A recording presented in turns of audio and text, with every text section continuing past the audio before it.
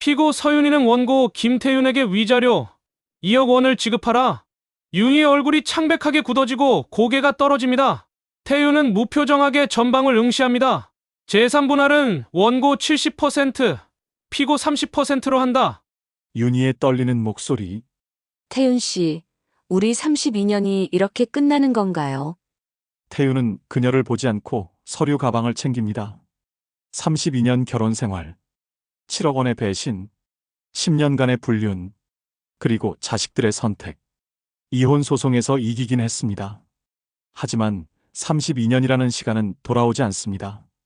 처음부터 다시 이야기하겠습니다. 내가 어떻게 이 자리까지 오게 되었는지. 늦은 저녁 강남의 중형 아파트 거실, 따뜻한 조명 소파에 앉아있는 김태윤. 나는 김태윤, 58세. 중견건설사에서 32년째 일하는 평범한 가장입니다. 오늘도 야근을 마치고 집에 돌아왔지만 반갑게 맞아주는 사람은 없습니다. 현관문을 열자 주방에서 들려오는 설거지 소리와 거실 TV에서 흘러나오는 드라마 소리만이 나를 맞이합니다. 다녀왔습니다. 대답이 없습니다. 아내 윤희는 주방에서 나오지 않고 설거지만 계속합니다. 나는 현관에서 구두를 벗으며 발목에 묵직한 피로감을 느낍니다. 양말이 땀에 젖어 차갑게 식어가는 감촉이 불쾌합니다. 거실 소파에 앉아 넥타이를 풀자 목덜미의 긴장이 조금 풀립니다. 윤희가 주방에서 나오며 무표정한 얼굴로 나를 흘끗 봅니다. 또 늦게 오셨네요. 저녁은 드셨어요. 회사에서 간단히 먹었어. 그럼 됐네요. 윤희는 다시 주방으로 돌아가 찬장 문을 열고 닫는 소리가 들립니다. 나는 소파에 깊숙이 몸을 기대며 천장을 바라봅니다. 언제부터였을까요? 이렇게 냉랭한 관계가 된 게. 결혼 초에는 분명 서로를 아꼈던 기억이 있는데 지금은 한 집에 사는 남남 같습니다. 윤희가 거실로 나오며 리모컨으로 TV 볼륨을 높입니다. 지민이가 오늘 전화했어요. 병원 일이 힘들대요. 그래, 많이 힘들어했어. 당신은 딸한테 관심이나 있어요. 한 달에 한 번 전화하는 것도 제가 시켜서 하는 거잖아요. 윤희의 목소리에는 비난이 가득합니다. 나는 대답하지 않고 눈을 감습니다. 이런 대화가 무슨 의미가 있을까요? 어차피 뭐라고 말해도 윤희는 내 말을 믿지 않습니다. 준서도 요즘 회사 적응하느라 힘들다는데 아버지로서 조언 한마디 안 해주세요. 준서한테는 내가 지난주에 전화했어. 지난주요? 그게 언제인데요? 아들이 취직한 지 석 달이 넘었는데 제대로 챙긴 적이 있어요. 윤희의 목소리가 점점 높아집니다. 나는 눈을 뜨고 윤희를 바라봅니다. 그녀의 얼굴에는 내게 실망한 표정이 역력합니다. 당신 월급으로는 애들 용돈도 제대로 못 줘요. 제가 아껴 쓰지 않았으면 이 집 유지도 못했을 거예요. 또 시작입니다. 월급 이야기가 나올 때마다 나는 가슴이 답답해집니다. 내 월급은 세후 450만 원, 결코 적은 금액이 아닌데 윤희는 늘 부족하다고 합니다. 윤희 씨, 내 월급이 그렇게 적어? 적죠. 요즘 물가가 얼마나 올랐는데요. 애들 용돈에 생활비에 관리비에 다 내고 나면 남는 게 없어요. 윤희는 한숨을 쉬며 소파 반대편에 앉습니다. 거실에는 무거운 침묵이 흐릅니다. TV에서는 드라마 주인공들이 행복하게 웃고 있습니다. 나는 그 모습을 보며 씁쓸한 미소를 짓습니다. 저렇게 웃으며 사는 부부가 세상에 얼마나 될까요? 윤희가 자리에서 일어나며 방으로 들어갑니다. 먼저 자요. 내일 오빠 만나야 해서 일찍 나가야 해요. 오빠 만나러 가. 네, 사업 때문에 좀 어려워서 제가 도와줘야 해요. 윤희의 오빠 이야기가 나올 때마다 나는 불편합니다. 처남은 몇 년 전 작은 무역업을 시작했는데 계속 적자라고 합니다. 그런데 윤희는 늘 오빠를 도와야 한다며 돈이 필요하다고 합니다. 또 돈이 필요한 거야? 네, 이번에 좀 큰 금액이 필요해요. 나중에 이야기해요. 윤희는 방문을 닫고 들어갑니다. 나는 혼자 거실에 남아 텅 빈 공간을 바라봅니다. 결혼 32년 두 자녀를 키우며 이 집을 지켜왔는데 왜 이렇게 외로울까요? 소파의 쿠션을 만지작거리며 그 부드러운 감촉에서 미약한 위안을 찾습니다. 창밖으로 보이는 강남의 야경은 화려하지만 내 마음은 어둡습니다. 핸드폰을 꺼내 지민에게 문자를 보냅니다. 지민아, 일 힘들지? 아빠도 응원한다. 답장은 오지 않습니다. 아마 자고 있겠죠? 나는 핸드폰을 내려놓고 눈을 감습니다. 내일도 똑같은 하루가 반복되겠죠? 주말 오후 거실 윤희는 외출하고 혼자 집에 있는 태윤. 오늘은 토요일인데 윤희는 아침 일찍 처남을 만나러 나갔습니다. 나는 혼자 집에서 밀린 빨래를 정리하고 있습니다. 윤희의 방 침대 시트를 갈아야 해서 이불을 들어 올리는데 침대 밑에서 뭔가 떨어지는 소리가 납니다. 무릎을 꿇고 침대 밑을 들여다보니 작은 수첩 하나가 보입니다. 먼지를 털어내고 펼쳐보니 그것은 통장 거래 내역이 적힌 수첩입니다. 첫 페이지를 펴자 내 이름으로 된 계좌번호가 보입니다. 이상합니다. 내가 관리하는 통장은 하나뿐인데 이 계좌번호는 처음 봅니다. 페이지를 넘기며 거래 내역을 확인하는데 손이 떨립니다. 매달 200만 원씩 출금된 기록이 32년간 이어져 있습니다. 수령인은 서윤이 오빠 이상훈이라고 적혀 있습니다. 나는 소파에 주저앉아 수첩을 다시 펼칩니다. 이게 무슨 뜻일까요? 윤희가 내 월급에서 매달 200만 원씩 처남에게 보냈다는 건가요? 계산기를 꺼내 두드려 봅니다. 32년 곱하기 12개월 곱하기 200만 원, 총 7억 6,800만 원. 손이 떨려 계산기를 떨어뜨립니다. 7억이 넘는 돈을 처남 사업에 쏟아부었다는 말입니까? 그동안 윤희는 늘 돈이 부족하다고 했습니다. 자녀 교육비가 많이 든다고, 생활비가 빠듯하다고 했습니다. 나는 그 말을 믿고 보너스도 모두 윤희에게 맡겼습니다. 하지만 실제로는 내 돈이 처남의 사업 밑빠진 독에 부어지고 있었던 겁니다. 가슴이 답답해 창문을 엽니다. 찬 바람이 얼굴을 스치며 정신이 조금 돌아옵니다. 이 수첩을 어떻게 해야 할까요? 윤희에게 따져 물어야 할까요? 아니면 더 조사를 해봐야 할까요? 나는 수첩을 다시 펼쳐 마지막 페이지를 봅니다. 거기에는 윤희의 메모가 적혀 있습니다. 태윤이는 절대 모르게 해야 함. 오빠 사업 실패하면 우리 집안 망함. 내 눈에서 눈물이 핑 돕니다. 32년간 나를 속여왔다는 게 믿기지 않습니다. 핸드폰을 내 은행 어플을 켭니다. 내 이름으로 된 모든 계좌를 검색해 봅니다. 놀랍게도 내가 모르는 계좌 하나가 더 나옵니다. 잔액은 0원. 최근 거래 내역을 확인하니 이번 달에도 200만 원이 출금되었습니다. 나는 은행 고객센터에 전화를 겁니다. 여보세요. 제 계좌 거래 내역 확인하고 싶은데요. 고객님, 본인 확인 후 도와드리겠습니다. 신분증 정보를 불러주고 계좌 개설 시기를 확인합니다. 이 계좌는 1992년 5월 15일에 개설되었습니다. 1992년 우리가 결혼한 해입니다. 개설할 때 누가 신청했나요? 고객님과 배우자께서 함께 방문하셔서 급여 이체 계좌로 개설하셨습니다. 전화를 끊고 멍하니 앉아 있습니다. 윤희는 결혼 초부터 이 계획을 세운 겁니다. 내 월급 계좌를 관리하며 매달 몰래 처남에게 돈을 보내왔던 겁니다. 그동안 나는 왜 몰랐을까요? 급여 명세서를 윤희가 항상 먼저 챙겼고 나는 확인도 안 했습니다. 윤희를 믿었으니까요. 현관문이 열리는 소리가 들립니다. 윤희가 돌아왔습니다. 다녀왔어요. 오빠 만나고 왔어요. 나는 수첩을 서둘러 소파 쿠션 밑에 감춥니다. 아직 더 알아봐야 합니다.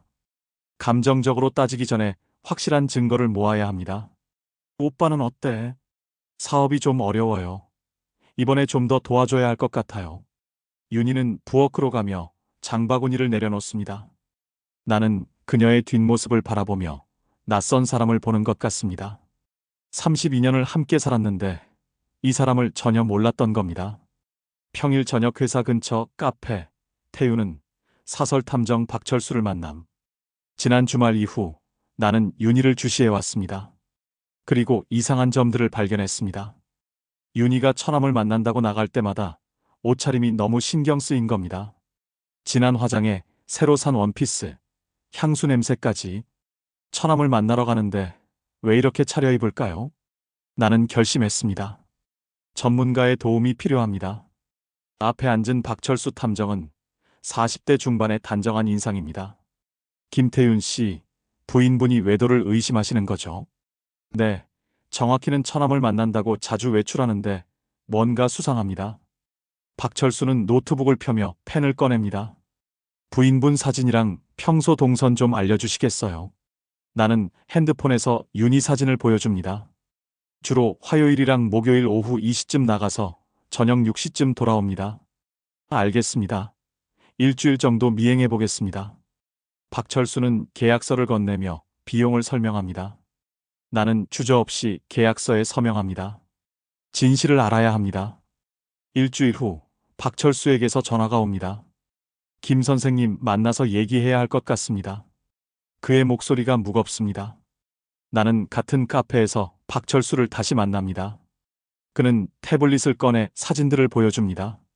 첫 번째 사진, 윤희가 강남역 근처 레스토랑에 들어가는 모습.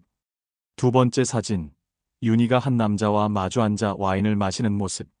세 번째 사진, 그 남자가 윤희의 손을 잡고 있는 모습. 나는 사진 속 남자의 얼굴을 확대합니다. 믿을 수 없습니다. 그 남자는 강민석입니다. 내 대학 동창이자 10년 전부터 가끔 우리 집에 놀러 오던 친구입니다. 이 남자를 아시나요?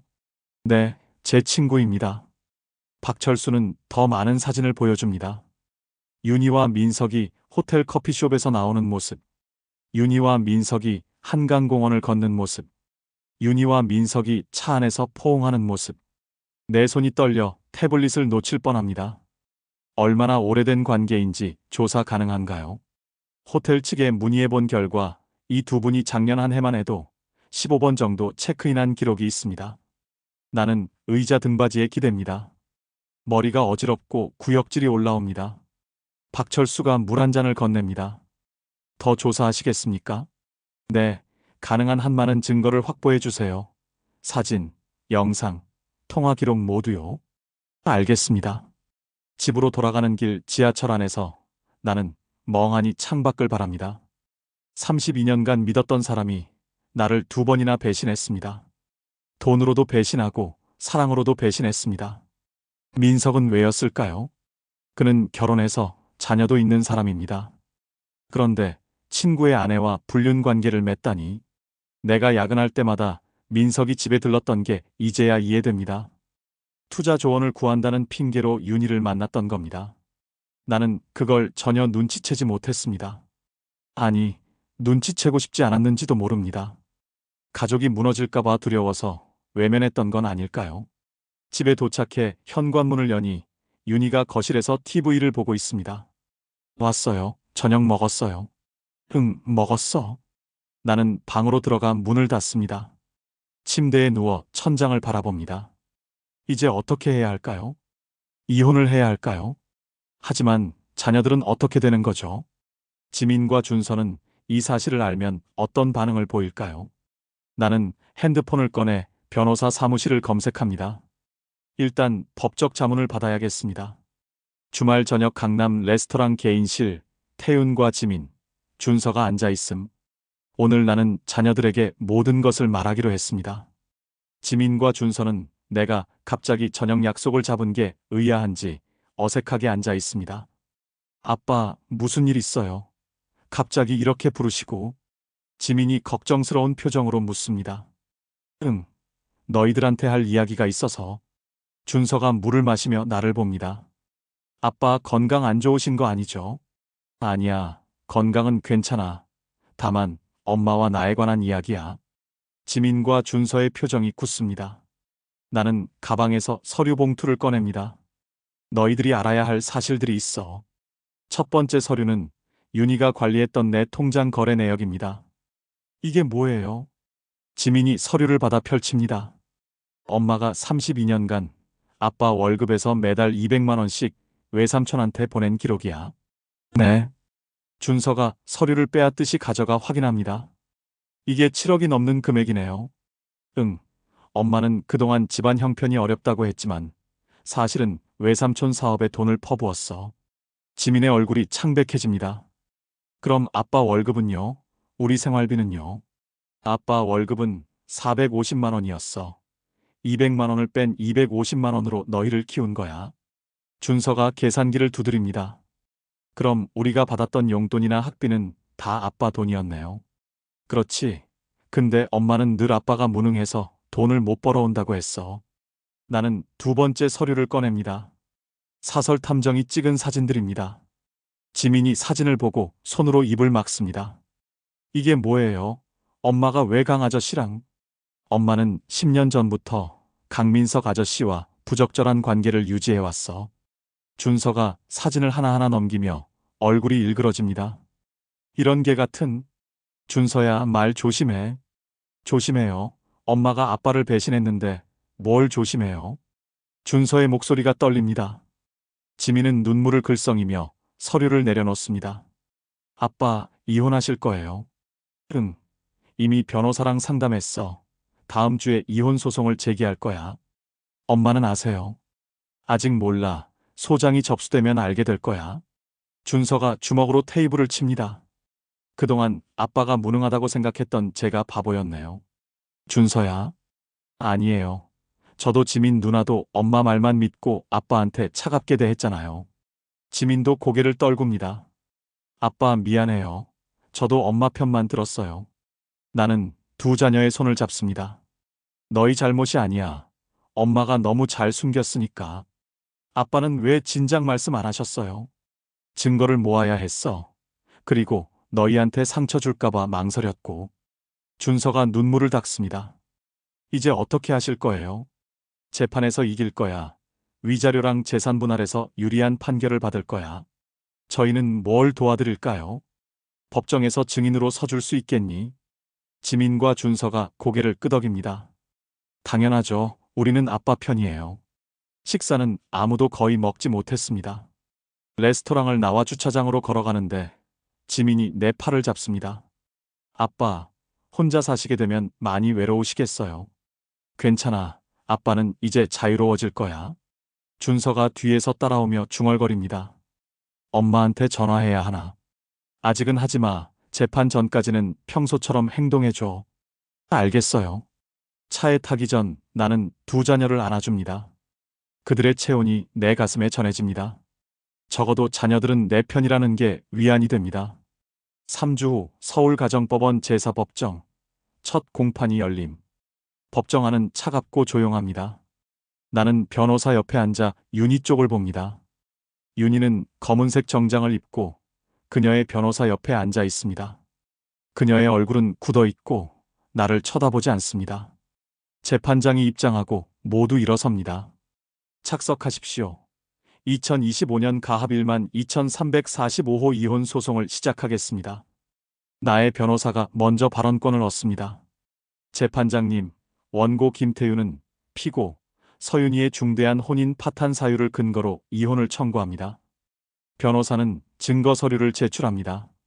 첫째, 피고는 32년간 원고의 급여 계좌에서 무단으로 7억 6천만 원을 인출하여 친정 오빠에게 송금했습니다. 둘째, 피고는 10년 전부터 원고의 친구인 강민석과 부정한 관계를 유지해왔습니다. 윤희의 변호사가 일어섭니다.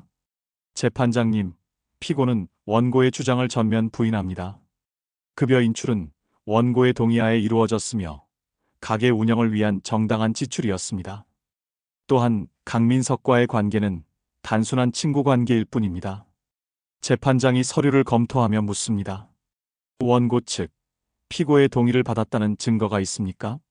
없습니다. 재판장님, 피고는 원고에게 해당 계좌의 존재조차 알리지 않았습니다. 나의 변호사가 은행 거래 기록을 제시합니다. 이 계좌는 1992년 개설 당시 원고의 급여 이체 계좌로 등록되었으나 원고는 이 계좌의 비밀번호를 모릅니다. 피고가 모든 거래를 독단적으로 처리했습니다. 재판장이 윤희 쪽을 봅니다. 피고, 원고가 해당 계좌를 모르고 있었다는 주장에 대해 어떻게 생각하십니까? 윤희가 일어서며 떨리는 목소리로 답합니다. 저는 남편을 위해 돈을 관리했을 뿐입니다. 오빠가 어려울 때 도와준 것도 가족을 위한 일이었습니다. 원고가 모르는 건 제가 남편에게 경제적 부담을 주고 싶지 않았기 때문입니다. 나는 속으로 비웃습니다. 아직도 거짓말을 하고 있습니다. 변호사가 다음 증거를 제시합니다. 재판장님, 다음은 피고의 불륜 관계에 대한 증거입니다. 스크린에 사진들이 나타납니다. 윤희와 민석이 호텔에서 나오는 모습, 차 안에서 키스하는 모습. 법정 안이 술렁입니다. 윤희의 얼굴이 창백해집니다. 이 사진들은 2024년 한 해 동안 촬영된 것입니다. 또한 호텔 측 증언에 따르면 두 사람은 2023년부터 정기적으로 체크인했습니다. 윤희의 변호사가 항의합니다. 재판장님, 이 사진들은 사생활 침해로 얻어진 불법 증거입니다. 합법적으로 의뢰된 사설 탐정이 공개된 장소에서 촬영한 것으로 증거 능력이 있습니다. 재판장이 사진들을 검토합니다. 피고, 이 사진 속 인물이 당신이 맞습니까? 윤희가 고개를 떨굽니다. 네, 맞습니다. 그렇다면 이 남성과의 관계를 설명해 주시겠습니까? 저희는 그냥 친구입니다. 남편 친구이기도 하고요. 친구끼리 호텔에 15번이나 함께 갑니까? 재판장의 날카로운 질문에 윤희가 대답하지 못합니다. 나의 변호사가 마지막 증거를 제출합니다. 재판장님, 원고의 자녀들이 증인으로 출석할 준비가 되어 있습니다. 법정 뒤쪽에서 지민과 준서가 일어섭니다. 윤희가 그들을 보고 눈을 크게 뜹니다. 지민아, 준서야. 하지만 두 자녀는 어머니를 외면하고 증인석으로 걸어갑니다. 재판장이 지민에게 선서를 시킵니다. 증인, 진실만을 말할 것을 선서하십니까? 선서합니다. 증인은 피고의 딸이 맞습니까? 네, 맞습니다. 증인은 부모님의 결혼 생활에 대해 어떻게 알고 있습니까? 지민이 나를 보며 눈물을 글썽입니다. 저는 어머니가 아버지를 무능하다고 늘 말하는 걸 들으며 자랐습니다. 어머니는 아버지가 돈을 못 벌어와서 우리 집이 어렵다고 했습니다. 하지만 최근에 알게 된 사실은 아버지의 월급이 결코 적지 않았다는 것입니다. 어머니가 아버지 몰래 돈을 빼돌렸기 때문에 우리가 어려웠던 겁니다. 윤희가 소리칩니다. 지민아, 엄마가 너희를 위해서 한 거야. 재판장이 윤희를 제지합니다. 피고, 조용히 하십시오. 준서도 증인석에 섭니다. 증인, 당신도 같은 생각입니까? 네, 저도 아버지를 오해하고 있었습니다. 어머니의 외도 사실을 알고 나서는 더 이상 어머니를 신뢰할 수 없습니다. 윤희가 고개를 떨구고 흐느낍니다. 하지만 나는 그녀를 동정하지 않습니다. 32년간 나를 속인 대가입니다. 재판장이 서류를 정리하며 말합니다. 다음 공판은 한 달 후에 열리겠습니다. 그때까지 양측은 추가 증거를 준비하시기 바랍니다.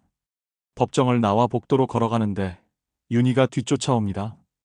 태윤 씨, 이야기 좀 해요. 나는 돌아보지 않습니다. 변호사를 통해서 하세요. 제발, 우리 32년을 이렇게 끝낼 순 없어요. 당신이 먼저 끝냈어. 나는 엘리베이터에 타고 그녀를 남겨둡니다. 2주 후 강남역 근처 조용한 술집. 태윤과 민석이 마주 앉음. 민석에게서 연락이 왔습니다. 만나서 이야기하고 싶다고, 사과하고 싶다고 했습니다. 나는 거절할까 생각했지만 듣고 싶었습니다. 대체 왜 그랬는지, 무슨 변명을 할 건지. 술집 구석 테이블에 앉아있는 민석은 많이 야위어 있습니다. 태윤아, 앉아. 민석이 자리에 앉으며 고개를 숙입니다. 미안하다. 미안하다고. 나는 차갑게 웃습니다. 내가 내 아내랑 10년 동안 바람 피운 걸 미안하다는 한마디로 끝낼 수 있을 것 같아? 변명할 생각은 없어. 내가 잘못했어. 그럼 왜 그랬는데? 민석이 소주잔을 들어 단숨에 비웁니다. 처음엔 정말 투자 이야기하려고 집에 간 거였어. 근데 윤희 씨가 너무 외로워 보였어. 그리고 나도 그때 아내랑 사이가 안 좋았고. 그게 변명이야? 아니, 변명이 아니라 사실이야. 민석이 두 번째 잔을 따라 마십니다. 윤희 씨는 내가 자기한테 관심이 없다고 했어. 밤늦게 들어와서 말도 안 하고 주말에도 회사 일만 한다고. 나는 주먹을 불끈 쥡니다. 그래서 내가 위로해 준 거야. 내 아내를 호텔로 데려가서. 태윤아, 미안해. 미안하다는 말 그만해. 듣기 싫어. 민석이 고개를 더 숙입니다. 내 아내한테도 이혼당했어. 재판에서 네가 낸 증거 때문에. 당연한 거 아냐? 우리 애들도 나한테 연락 안 해. 아버지 볼 낯이 없대. 내 자식들도 마찬가지야. 나는 소주를 따라 단숨에 들이킵니다. 목구멍이 화끈거립니다. 너 때문에 32년 결혼 생활이 망가졌어. 나 때문만은 아니야. 민석이 나를 똑바로 봅니다. 솔직히 말할게. 윤희 씨는 네가 자기 오빠한테 돈 보내는 거 알까봐 두려워했어. 뭐? 윤희 씨 오빠가 사업 망하면 친정 가족 전체가 망한대. 그래서 계속 돈을 퍼부었대. 그게 나랑 무슨 상관이야? 너한테 들키면 이혼당할까봐 무서웠던 거지. 그래서 나한테 더 차갑게 대한 거야. 내가 떠나기를 바라면서. 나는 믿을 수 없다는 표정으로 민석을 봅니다. 무슨 소리야? 그럼 윤희가 일부러 나한테 못되게 군 거야? 그렇게 볼 수도 있지. 미쳤군. 나는 소주병을 집어 던지고 싶습니다. 하지만 참습니다. 민석아, 너 지금 윤희 편 들려는 거야? 아니, 사실을 말하는 거야. 윤희 씨도 괴로워했어. 자기가 저지른 일 때문에 내한테 미안했지만 말할 수가 없었대. 그래서 나한테 위로받으러 온 거고. 나는 테이블을 치며 일어섭니다. 됐어. 더 듣기 싫어. 태윤아, 나가. 다시는 내 앞에 나타나지 마. 민석이 자리에서 일어나 지갑을 꺼냅니다. 술값은 내가 낼게. 필요 없어. 나는 계산대로 가서 카드를 내밉니다. 민석은 출구로 걸어가다 멈춰 섭니다. 태윤아, 마지막으로 한마디만. 뭔데? 윤희 씨, 사실은 널 사랑했어. 그래서 더 괴로워했던 거야. 나는 대답하지 않습니다. 민석이 문을 열고 나갑니다. 혼자 남은 나는 빈 술잔을 바라봅니다. 윤희가 나를 사랑했다고요? 그게 사랑이었다면 나는 사랑을 모르는 사람입니다. 한 달 후 두 번째 공판, 윤희가 증인석에 서다. 오늘은 윤희가 직접 증언하는 날입니다. 그녀는 증인석에 앉아 선서를 합니다. 재판장이 질문을 시작합니다. 피고, 원고의 급여에서 무단으로 돈을 인출한 사실을 인정합니까? 네, 인정합니다. 윤희의 목소리가 떨립니다. 하지만 제게는 어쩔 수 없는 이유가 있었습니다. 어떤 이유입니까? 윤희가 눈물을 닦으며 말합니다. 제 오빠가 사업을 시작할 때 저희 아버지가 집을 담보로 대출을 받으셨습니다. 사업이 실패하면 부모님이 집을 잃게 되는 상황이었습니다. 재판장이 서류를 확인합니다. 그래서 원고에 돈을 보낸 겁니까? 네, 남편한테 말하면 반대할 게 뻔했습니다. 남편은 제 친정 식구들을 좋아하지 않았거든요. 나의 변호사가 항의합니다. 재판장님, 그것은 사실이 아닙니다. 원고는 처가 식구들과 원만한 관계를 유지했습니다. 윤희가 고개를 젓습니다. 겉으로만 그랬을 뿐입니다. 남편은 명절 때마다 친정 가는 걸 싫어했습니다. 나는 변호사에게 메모를 건넵니다. 그건 내가 야근 때문에 시간이 없었기 때문이야. 재판장이 다음 질문을 합니다. 그렇다면 강민석과의 관계는 어떻게 설명하시겠습니까? 윤희가 한참 동안 침묵합니다. 법정안이 조용해집니다. 저는 외로웠습니다. 남편은 결혼 초부터 일만 했습니다. 집에 오면 말도 없이 방에 들어가고 아이들한테도 관심이 없었습니다. 학부모 상담도 제가 혼자 갔습니다. 32년 동안 저는 혼자서 모든 걸 감당했습니다. 지민이 관중석에서 일어섭니다. 거짓말이에요. 아빠는 우리 학교 행사에 다 오셨어요. 재판장이 지민을 제지합니다. 증인이 아닌 분은 발언하실 수 없습니다. 윤희가 지민을 보며 눈물을 흘립니다. 지민아, 엄마가 얼마나 힘들었는지 넌 몰라. 내가 초등학교 다닐 때 아빠는 해외 출장만 다녔어. 내가 아플 때도 엄마 혼자 병원 데려갔어. 나는 참지 못하고 일어섭니다. 재판장님, 제가 해외 출장 간 건 가족 생활비를 벌기 위해서였습니다. 피고는 늘 돈이 부족하다고 했기 때문입니다. 재판장이 나를 앉히고 윤희에게 묻습니다. 피고, 강민석과 10년간 부적절한 관계를 유지한 사실을 인정합니까? 네, 인정합니다. 하지만 그건 사랑이 아니었습니다. 그저 외로움을 달래려는 몸부림이었습니다. 나의 변호사가 증거를 제시합니다. 재판장님, 피고가 강민석에게 보낸 문자 메시지입니다. 스크린에 문자 내용이 나타납니다. 민석아, 오늘 남편이 야근한대. 우리 호텔에서 만나자. 당신 없으면 못 살 것 같아. 사랑해. 윤희의 얼굴이 붉어집니다. 그건 그냥 그때 감정이었을 뿐입니다. 10년 동안 그런 감정이 계속됐다는 말씀이십니까? 윤희가 대답하지 못합니다. 재판장이 최종 질문을 합니다. 피고, 원고에게 하고 싶은 말이 있습니까? 윤희가 나를 바라봅니다. 그녀의 눈에는 진짜 눈물이 고여 있습니다. 태윤 씨, 미안해요. 저도 제가 왜 그랬는지 모르겠어요. 처음엔 오빠 때문에 어쩔 수 없었는데, 나중엔 제가 당신을 밀어낸 것 같아요. 당신한테 들킬까봐 무서워서 더 차갑게 대했어요. 그렇게 하다 보니 정말로 당신이 싫어진 것 같았어요. 나는 그녀의 말을 듣고 가슴이 답답합니다. 이제 와서 미안하다고 해서 뭐가 달라지나요? 하지만 이혼 서류 받고 나서야 깨달았어요. 제가 당신을 얼마나 의지하고 살았는지. 당신 없는 삶을 상상하니까 너무 무서웠어요. 윤희가 흐느끼기 시작합니다.